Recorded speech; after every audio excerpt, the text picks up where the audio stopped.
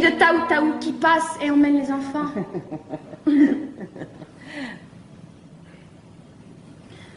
Et voilà, Aimon.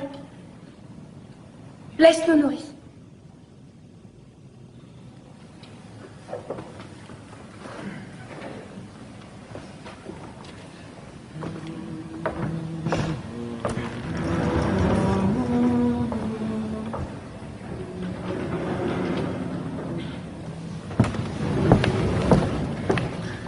Pardon, Aimon. Pour notre dispute d'hier soir, et pour tout, c'est moi qui avais tort. Je te prie de me pardonner. Tu sais bien que je t'avais pardonné à peine avais-tu claqué la porte. Ton parfum était encore là et je t'avais déjà pardonné. À qui l'avais-tu volé, ce parfum? À Ismaël.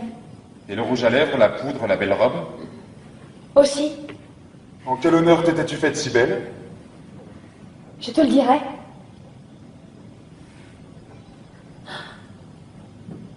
Oh mon chéri, comme j'ai été bête. Tout un soir gaspillé. Un beau soir. Nous aurons d'autres soirs, Antigone. Peut-être pas. Et d'autres disputes aussi. C'est plein de disputes, un bonheur. Un bonheur, oui. Écoute, Aimon. Oui, Ne ris pas, ce matin, sois grave. je suis grave. Et serre-moi. Ni cette grande confiance qui m'inonde quand j'ai la tête au creux de ton cou. Oui, Antigone, je t'aime comme une femme. Mais je suis noire et maigre, Ismène est rose et dorée comme un fruit. Antigone.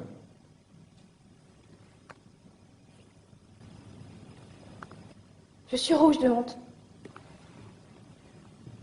Mais il faut que je sache ce matin. Dis la vérité, je t'en prie. Quand tu penses que je serai à toi, est-ce que tu sens, au milieu de toi, comme un grand trou qui se creuse, comme quelque chose qui meurt? Oui, Antigone.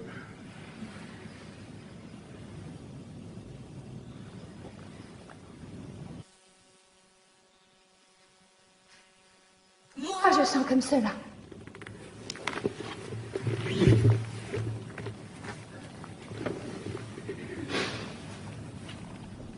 Et je voulais te dire que j'aurais été très fière d'être ta femme. Ta vraie femme. Sur qui tu aurais posé ta main le soir en t'asseyant, sans penser. Comme sur une chose bien à toi. Voilà. Maintenant, je vais te dire encore 2 choses. Et quand je te les aurai dites, il faudra que tu sortes sans me questionner. Même si elles te paraissent extraordinaires, même si elles te font de la peine. Jure-le-moi. Qu'est-ce que tu vas me dire encore? Non, jure-moi d'abord que tu sortiras sans rien me dire, sans même me regarder. Si tu m'aimes, jure-le-moi.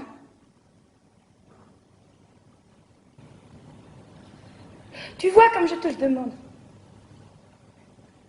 Jure-le-moi, s'il te plaît, non. C'est la dernière folie que tu auras à me passer. Je te le jure.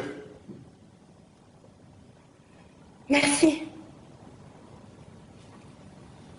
Alors voilà. Hier d'abord. Tu me demandais tout à l'heure pourquoi j'étais venue avec une robe d'Ismène, ce parfum, ce rouge à lèvres. J'étais bête. Je n'étais pas très sûre que tu me désires vraiment. Et j'avais fait tout cela pour être un peu plus comme les autres filles. Pour te donner envie de moi. C'était pour cela? Oui. Et tu as ri. Et nous nous sommes disputés. Et mon mauvais caractère a été le plus fort, je me suis sauvée.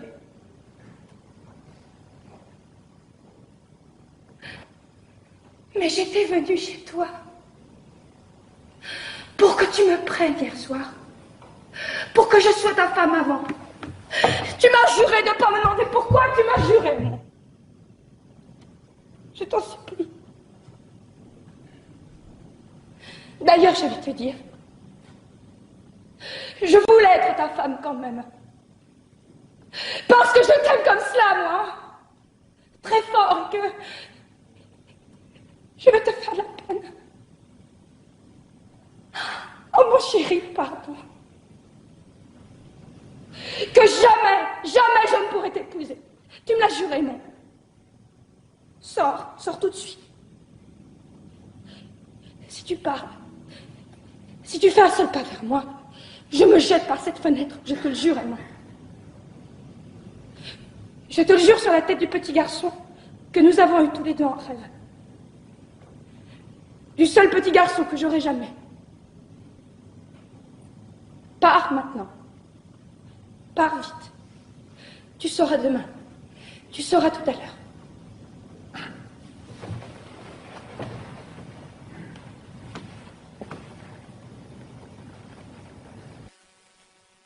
S'il te plaît, mon.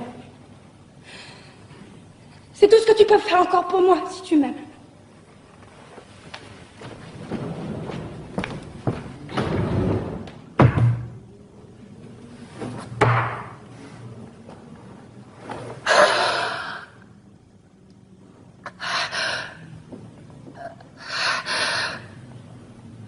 Voilà. C'est fini pour Raymond, Antigone. Antigone? Es-tu là? Oui, je suis là. Je ne peux pas dormir. J'avais peur que tu sortes et que tu tentes de l'enterrer malgré le jour.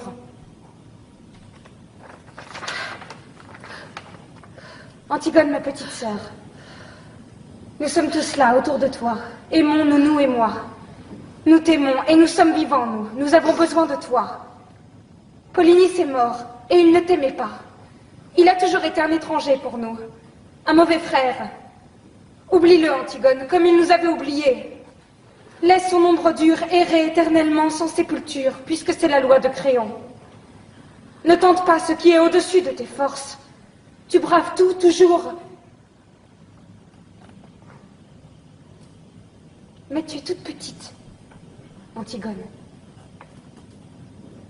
N'y va pas cette nuit. Reste avec nous. Je t'en supplie.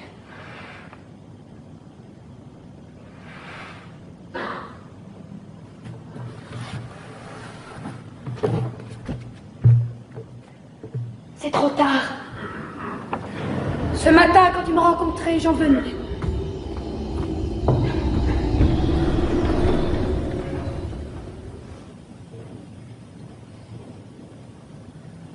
Antigone.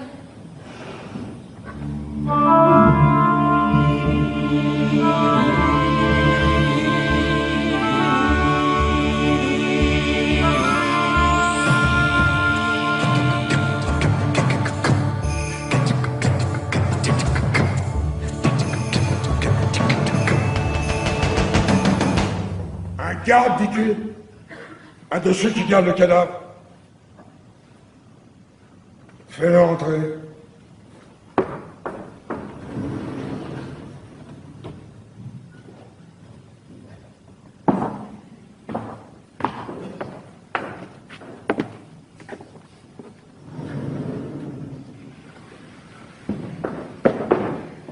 Garde Jonas de la 2e compagnie. Qu'est-ce que tu veux? Voilà, chef. On a tiré au sort pour savoir celui qui viendrait et le sort est tombé sur moi. Alors voilà, chef, je suis venu parce qu'on a pensé qu'il valait mieux qu'il n'y en ait qu'un qui explique. Et puis parce qu'on ne pouvait pas abandonner le poste tous les trois. Qu'as-tu à me dire? Eh bien voilà, chef. Le cadavre. On a veillé pourtant. On avait la relève de 2 heures, la plus dure. Vous savez ce que c'est au moment où la nuit va finir, ce plomb entre les yeux, la nuque qui tire, et puis toutes ces ombres qui bougent et le brouillard du petit matin qui se lève. Ah, ils ont bien choisi leur heure. On était là, on parlait, on battait la semelle. On ne dormait pas, chef. Ça, on peut vous le jurer tous les trois qu'on ne dormait pas. D'ailleurs, avec le froid qu'il faisait, tout d'un coup, moi, je regarde le cadavre. On était à 2 pas, mais moi, je le regardais tout de même, de temps en temps. Je suis comme ça, moi, chef. Je suis méticuleux. C'est pour ça que mes supérieurs, ils disent avec Jonas, c'est moi qui l'ai vu le premier, chef. Les autres nous le diront, c'est moi qui ai donné l'alarme le premier. L'alarme? Pourquoi? Le cadavre, chef. Quelqu'un l'avait recouvert. Oh, pas grand-chose, il n'avait pas eu le temps avec nous à côté, seulement un peu de terre. Mais suffisamment tout de même pour le cacher au retour. Tu es sûr que ce n'est pas une bête? En grattant? Non, chef, on a d'abord espéré ça, nous aussi, mais la terre était jetée sur lui selon les rites.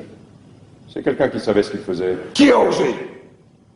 Qui a été assez fou pour braver ma loi? As-tu relevé des traces? Rien. Rien qu'un pas plus léger qu'un passage d'oiseau. Après, en cherchant mieux, on a trouvé plus loin une pelle. Une petite pelle d'enfant, toute vieille, toute rouillée. On a pensé que ça ne pouvait pas être un enfant qui avait fait le coup. Un enfant? L'opposition. Brisée qui sourd et mine déjà partout. Les amis de Polynice avec leur or bloqué dans Thèbes. Les chefs de la plèbe, soudainement alliés au prince. Et les prêtres, essayant de pêcher quelque chose au milieu de tout cela. Un enfant. Ils ont dû penser que ce serait plus touchant. Je le vois d'ici, leur enfant, avec sa gueule de tueur à pointer. Et la petite pelle soigneusement enveloppée dans du papier sous sa veste. Ah, à moins qu'il n'ait dressé un vrai enfant, avec des phrases. Une innocence inestimable pour le parti. Un vrai petit garçon pâle, qui crachera devant mes fusils. Un précieux sang bien frais sur mes mains. Double aubaine. Mais ils ont des complices.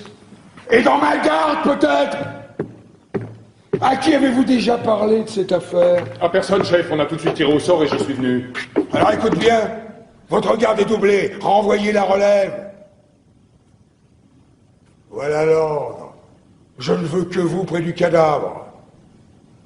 Et pas un mot. Vous êtes tous coupables d'une négligence. Vous serez punis, de toute façon. Mais si tu parles, si le bruit court dans la ville qu'on a recouvert le cadavre de Polynice, alors vous mourrez. Tous les trois. On n'a pas parlé, chef, je vous le jure. Mais moi, j'étais ici. Et peut-être que les autres, ils l'ont déjà dit à la relève. Chef, j'ai 2 enfants. Il y en a un qui est tout petit. Vous témoignerez pour moi que j'étais ici, chef, devant le conseil de guerre. J'étais ici, moi, avec vous. J'ai un témoin. Si on a parlé, ce sera les autres, ce sera pas moi. J'ai un témoin, moi. Alors va vite. Si personne ne sait, tu vivras.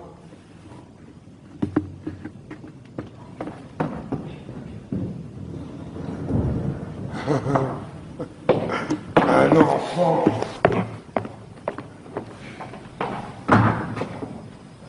Tu mourrais, toi, pour moi? Tu crois que tu irais avec ta petite pelle? Ah, bien sûr. Tu irais tout de suite, toi aussi.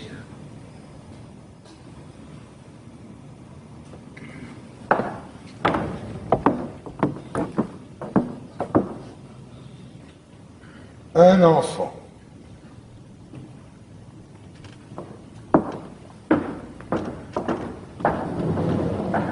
Et voilà. Maintenant, le ressort est bandé. Cela n'a plus qu'à se dérouler tout seul. C'est cela qui est commode dans la tragédie.